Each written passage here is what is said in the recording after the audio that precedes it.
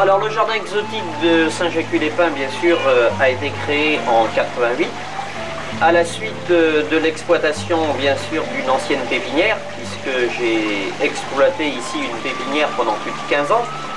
Je suis également originaire du pays. Il m'est venu à l'idée de réaliser quelque chose d'un peu exceptionnel, peut-être l'exploit de ma vie, et de le réaliser plutôt chez nous que de le faire ailleurs.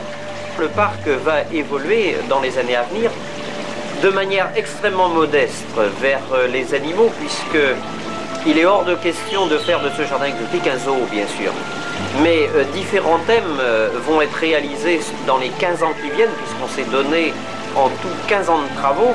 Et je dis souvent que tant qu'on aura de l'imagination, le jardin exotique évoluera. Plus de 6000 plantes sont manipulées chaque saison.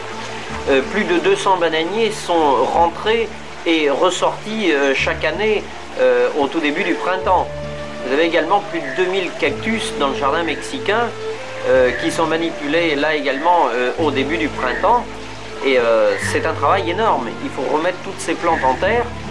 Il faut les rentrer un petit peu avant la Toussaint.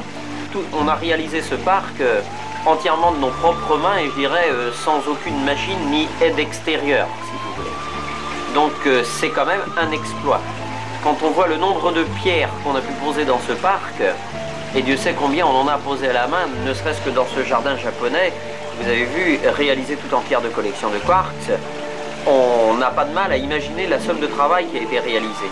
Quand on a créé ce parc, mon épouse, moi, les enfants et mon père, je dirais que j'ai conçu ce parc comme une œuvre d'art, comme une toile, puisque je peins également, une toile qui évolue suivant les saisons, avec ses touches de couleurs absolument chatoyantes, qu'on a l'intention de passer à plus de 500 bananiers, et à la belle saison également, comme vous avez pu le voir tout à l'heure, de très nombreuses plantes qu'on retrouve également aux Antilles.